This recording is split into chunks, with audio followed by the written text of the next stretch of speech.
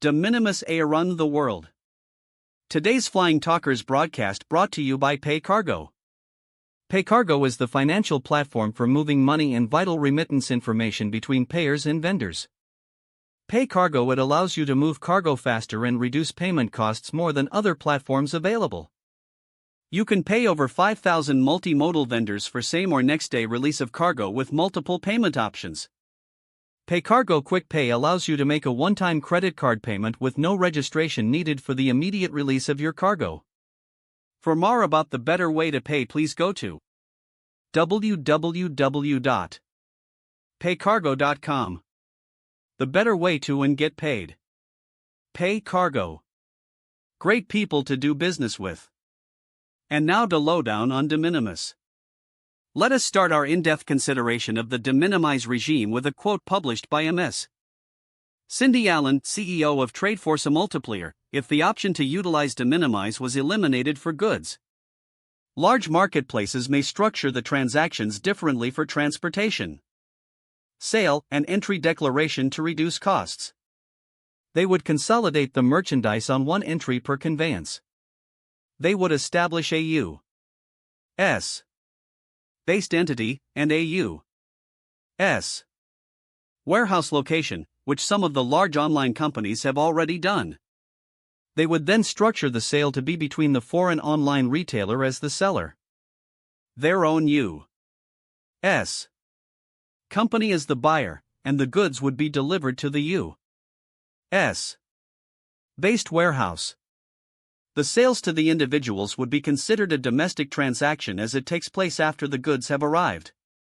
The regulations state that the seller, buyer, and consignee must be reported to CBP on the transaction. In this scenario, the reporting parties would be the foreign marketplace seller, its U.S. company serving as the buyer, and its U.S.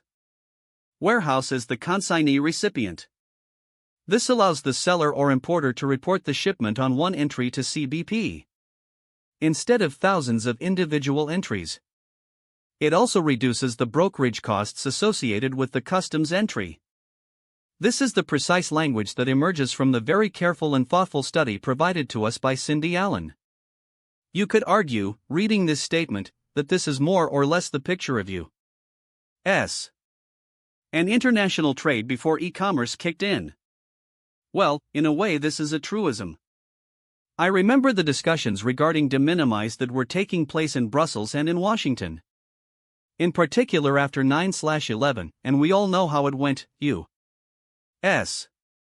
consumers won and the middlemen lost, or not. In reality there has been just one winner, and that is the guy who sits on the big data that everyone seems to want. I am not sure that this guy is the U.S. consumer, or any other consumer for that matter, even though they actually produce the data. Fact is that, in a profoundly deregulated trading environment, the combination of novel technology, low access barrier, and a strong drive to cost cutting, enabled by globalization, transferred a large part of the purchasing power from the shopping mall to e-commerce. All of a sudden now, everybody talks about de minimis, and for reasons. We all know why we have become acquainted with this concept. One of the first moves of the Trump administration was the adoption of an executive order to abolish de minimis, at least in the way that was implemented in the USA. Then the order was moderated with some diplomatic language explaining that the USA were not ready for the abolition of de minimis at once and that would take time. Today it would be really difficult to set a date when the change actually happens, if ever. The reasoning behind the E.O. comes from CBP-own resources, suggesting the de minimis rule was not always working in the best interest of the nation. Actually, as most freight forwarders had observed for years, it was facilitating trade in a way that could make illicit trade indistinguishable from legitimate trade. The different approach in policy appears to stem from one question: is it a risk with taking to foster trade and development? If so, whose trade and development? In fact, Cindy Allen starts her document with a rather interesting observation. Last summer, the current Department of Homeland Security, DHS, Secretary Alejandro Mayorkas called for Congress to restrict the importation of goods under $800 without paying duties and taxes. Current de minimis is built on a false premise that low value means low risk. He was reported as saying. He then indicated that if the audience could accompany U.S. Customs and Border Protection (CBP) officers and see what the agency discovers, including narcotics, ghost guns, and additional contraband, they would be astonished. Interesting, this is precisely what we were arguing in Brussels about 20 years ago. Representing freight forwarders against the many others who were anticipating on the exceptional surge of parcel transportation. I was then advocating for a limit that made sense, something in between extremes. Personally, I have always thought $800 was too high a limit. But then again, where do you put the bar? I was then advocating for security measures to remain affordable and equitable, no matter what size the shipment had. It does not require much study to find out what happened, in particular in the USA. It could also be argued that, in several years, nothing particularly severe happened in the USA. At least not as a direct consequence of the de minimis rules. It is not easy to say who was right and who was wrong. One of our greatest writers in Italy, Alessandro Mazzoni, wrote in his masterpiece The Betrothed, Promessi Sposi, this statement: right and wrong are never divided with such a clear cut that each side has only one or the other. Maybe moderation is what is required. I do not think anyone has the appetite to try and turn the clock backward. But one could argue that international trade has nothing to gain from going from one extreme to another. Horace's quote est modus in rebus, i.e. everything in proportions, applies to this predicament perfectly. I wonder whether we have ever learnt that lesson, or we continue with an endless samsara of excesses. Now one could ask a legitimate question: what is the right approach to a negligible value from a customs point of view? Bearing in mind that customs is also the place where safety and security first assessment takes place? Perhaps we can have a look at what happens in the rest of the world, as opposed to the U.S. rule. In a recently published, February 6, UNCTAD document regarding e-commerce in developing countries, we can read the following statement: countries have different types, levels and thresholds of de minimis. Each country's regime reflects its trade, fiscal and monetary policy priorities. In developed countries, significant variation exists. While some countries implement a single de minimis threshold, others implement multiple thresholds for different tax categories. Some countries exclude commercial transactions and apply the de minimis threshold only to certain types of transactions. The growth in e-commerce, both in volume and in number of low-value transactions, has transformed the landscape, raising concerns among governments over potential revenue losses and unfair advantages afforded to foreign suppliers. Some jurisdictions have found VAT relief for low-value consignments to be going against VAT neutrality, offering unfair competitive advantages to non-resident sellers. OECD 2015. Countries in the EU, for example, which implemented a common de minimis regime with a threshold of €150, $165 for customs duties, later implemented another de minimis threshold for VAT of €22, $24. This was primarily aimed at curbing revenue losses caused by e-commerce. Under the existing system, goods imported into the EU valued at less than €22 by non-EU companies were exempt from VAT. This exemption was lifted in 2021, so that VAT is now charged on all goods entering the EU. Abridged, the trade tax landscape is complex and multifaceted, and many developing countries that lack the necessary technical capacity tend to avoid de minimis regimes altogether. A comprehensive regime for all applicable taxes and duties, along with public awareness of these thresholds, can eliminate doubts, ambiguity, discretion, and corruption, giving predictability and clarity to the tax environment.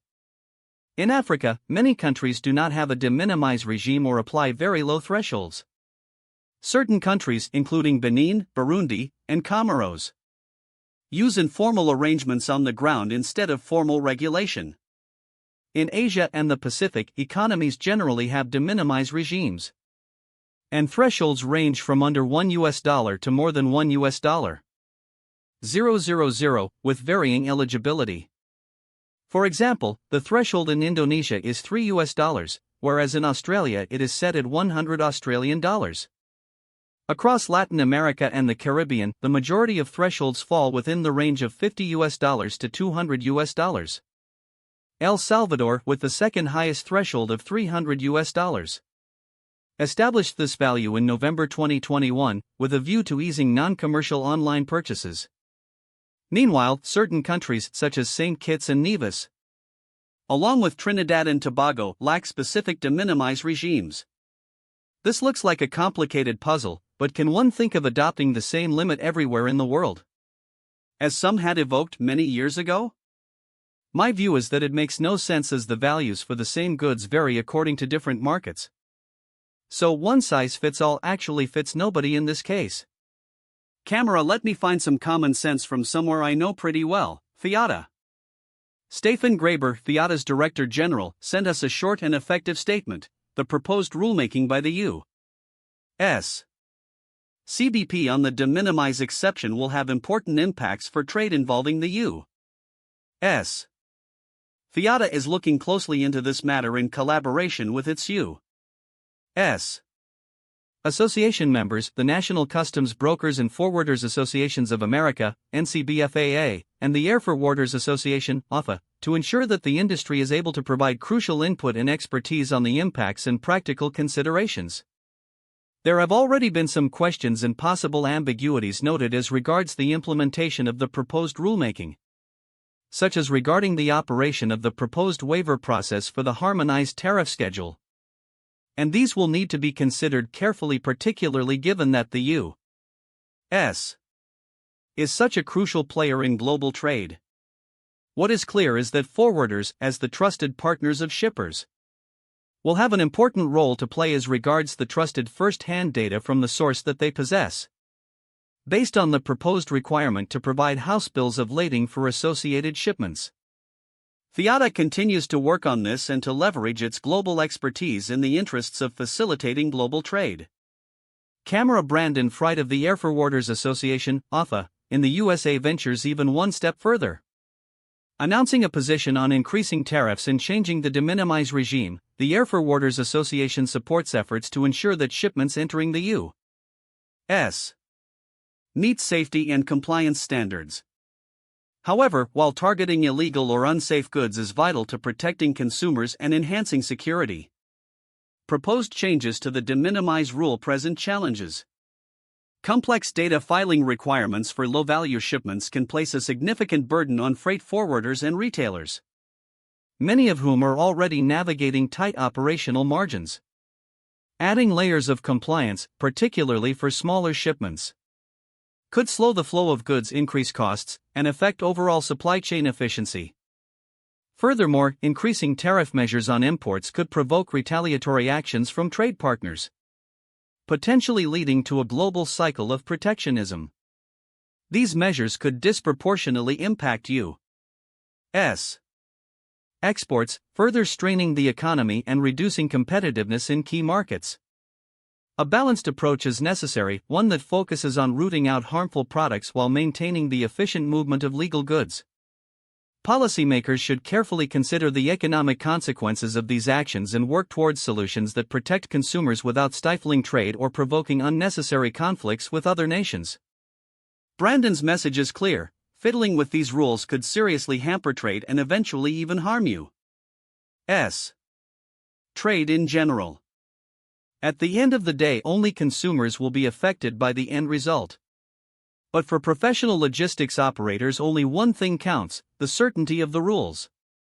I remember a citation, which I had heard at the WCO meetings years ago. Unfortunately, I no longer remember the author. We are not concerned about the nature of the rules to be adopted. We are just concerned with their certainty over time, and the time we are given to adapt after adoption. Camera on this particular situation, we hear from Bob Rogers of ULD Care in Hong Kong that uncertainty is the culprit for aggravation. Being in the front lines of trade wars is nothing new for Hong Kong, and so for many months now the local airwaves have been humming with speculation on this subject. So when the first shots were fired, with the U.S. Announcement of the abrupt cancellation of the de minimis rules for import of small packages into the U.S. It was no surprise. The first, and so far as I can tell, only impact was that the Hong Kong Post Office announced they would no longer accept any packages for sending by mail to the U.S. This of course hit the headlines. Cue pictures of people with piles of parcels at various post office counters. The fog of war descended. What did this all mean? And then all of a sudden, a couple of days later, the wind changed and the post office restarted service to the U.S. This is the current status. Camera. Meanwhile, the initial announcement came right after Chinese New Year. Traditionally a very quiet time in the air cargo world, as most mainland operations were still in holiday mode. So as of now it is hard to say what the impact will be on Hong Kong. But what does seem to have happened is that thousands and even millions of small packages are now sitting in cargo warehouses across the USA, as the folks there try to work out some kind of mechanism for collecting the applicable customs duties. As always in any conflict, the pieces move daily, so it's a case of watch this space. In a way, it is quite probable that other areas in Asia find themselves in a similar situation. We shall watch this space. Are we wondering what is the perception of these changes on the other side of the Atlantic? In the EU, nothing practical is happening as yet, but there is correspondence. At least so we read in a serious study, and there is at least a discussion on what comes next. Our future might hold the abolition of de minimis on both sides of the waters. Camera here. Nicolette van der Yacht, DG of CLICAT, comes to rescue. The proposed removal of the €150 duty de minimis threshold will have far-reaching consequences for customs processes, supply chains, and logistics operations across the EU. While CLICAT recognizes the need to address undervaluation, fraud, and illicit trade within e-commerce, we caution against viewing the abolishment as a one-size-fits-all solution.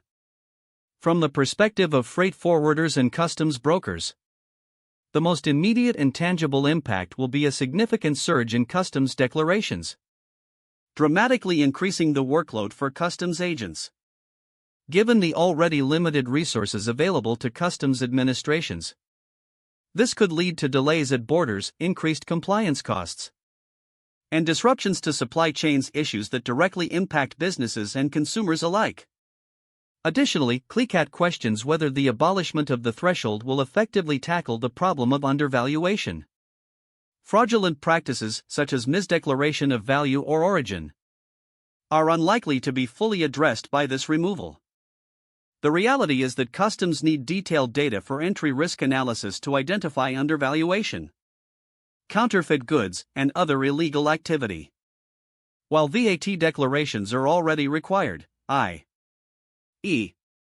goods under €150 already are declared for VAT purposes, these simplified declarations are mostly automated, rely on origin data, and therefore lack the detail needed for thorough risk assessment. Full customs declarations would significantly improve the detection of non-compliant goods.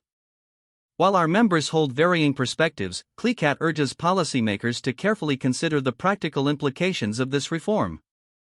A measured risk-based strategy rather than a blanket removal would better balance trade facilitation, compliance, and enforcement objectives. Another possible interesting proposal, coming from a member state, is to allow simplifications for the import of individual packages, but only to implement them for goods delivered to consumers from EU customs warehouses. This will create a level playing field with EU-based companies that supply products to consumers, and this will make an economic operator in the EU responsible for duties, taxes, and other legislation applied by the customs authorities. This latter proposal, reported by DG van der Yacht, sits on neighboring ground to Cindy Allen's analysis, which we read in the beginning.